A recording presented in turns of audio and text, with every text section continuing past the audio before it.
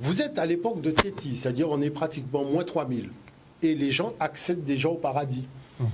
Alors que vous avez une escroquerie coloniale qui va se bâtir autour d'un personnage qui a été inventé, qui est Jésus, qui permet aux gens d'aller au même endroit où les gens allaient déjà avant lui. Donc quelle est la seule chose qu'il faut faire? Faire disparaître le passé. Et c'est pour ça que les gens sont choqués. Parce que moi, le but du jeu, c'est simplement de montrer aux gens que le colonialisme fait disparaître le passé pour faire valider ses thèses. C'est tout. Parce que dès que vous mettez le passé dans la balance, vous vous rendez compte que ce qu'on appelle le monde païen, c'est l'original de ce qui est devenu la copie qu'on appelle le monde chrétien. Et une très mauvaise copie. Parce que vous avez déjà le jugement, donc le jugement du cœur en l'occurrence qui permet à l'individu d'aller à la vie éternelle.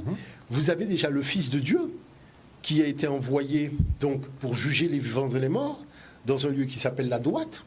Et ce Fils de Dieu se dit Sarah, le Fils de Dieu, ou Siré, qui est ressuscité d'entre les morts, monté à la droite de Dieu.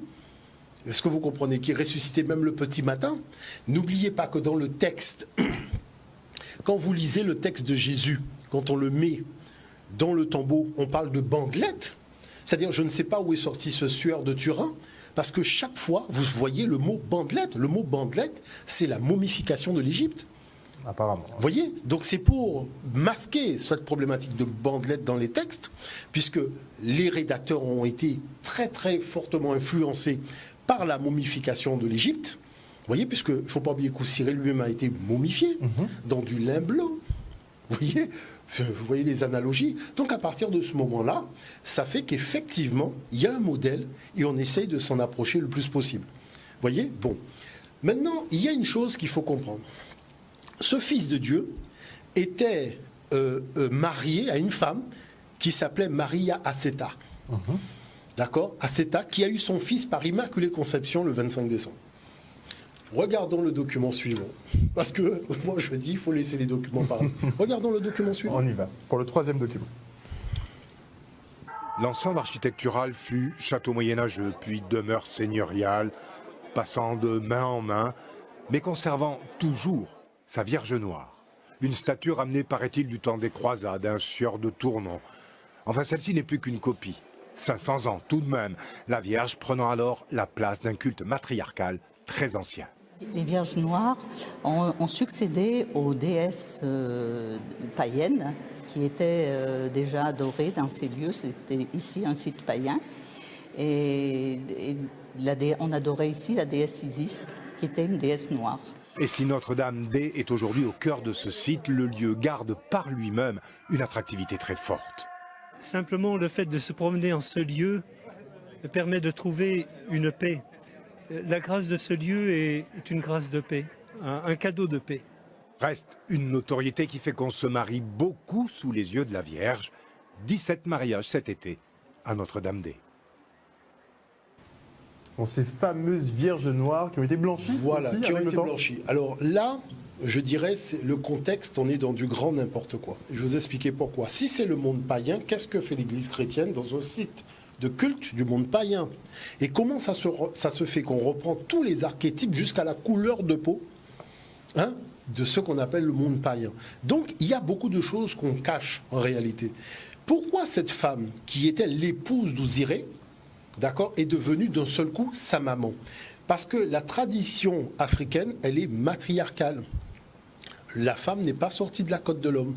Donc, elle accède à tous les espaces de la société. Elle peut être reine, elle peut être pape, elle peut être chef des armées, elle peut être scientifique, comme on l'a vu avec Pécéchette.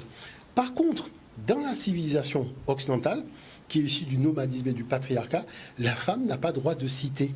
Elle n'a même pas droit d'hériter. Elle n'a même pas le droit de choisir son mari.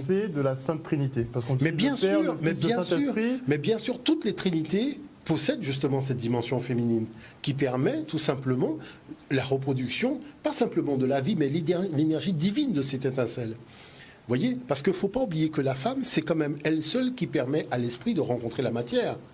Et cet esprit, c'est cette étincelle divine qui vient animer un corps sur un temps. Le corps va être animé sur un temps. En fin de temps, le corps, il va devenir inerte, mais l'esprit, cette étincelle de lumière, va continuer à évoluer. Vous voyez, même à travers les expériences de la réincarnation. Donc, qui fait que tout cela montre bien qu'il y a là quelque chose de totalement absurde. Maintenant, l'autre chose que je voudrais soulever, c'est que les textes sacrés africains existent. Vous savez, moi, par exemple, quand arrivent des fois les témoins de Jéhovah, je vais chercher un texte africain pour les instruire, c'est-à-dire leur demander, lisez ce texte, et est-ce que vous ne pensez pas que les gens qui ont écrit ce texte connaissaient plus de choses sur Dieu que ceux qui étaient les habitants du désert? Parce que quand vous êtes dans le désert, comptez le nombre d'animaux que vous avez, la végétation. C'est-à-dire que le Créateur étant présent à travers sa création, quelle création que vous avez? Moi, on ne peut pas me raconter des histoires à dormir debout. J'ai été en Israël, j'ai été aussi dans le désert. Je vous dis, moi j'ai été voir. Il n'y a pas grand-chose. Avec l'UNESCO, mais c'est-à-dire qu'on a fait des déplacements aussi sur des sites archéologiques, même de l'époque romaine et compagnie. Et ce qui est très marquant, c'est que, mais il n'y a rien. C'est-à-dire c'est du sable, du sable, du sable. Désert. Et ce qui est grave avec le sable, c'est que quand vous mettez vos mains dans le sable, le sable vous brûle les mains. Donc vous ne pouvez pas faire d'agriculture. Vous voyez? Donc forcément, vos conditions de vie vont avoir une influence sur votre rapport par rapport à vous-même, parce que vous êtes dans la survie.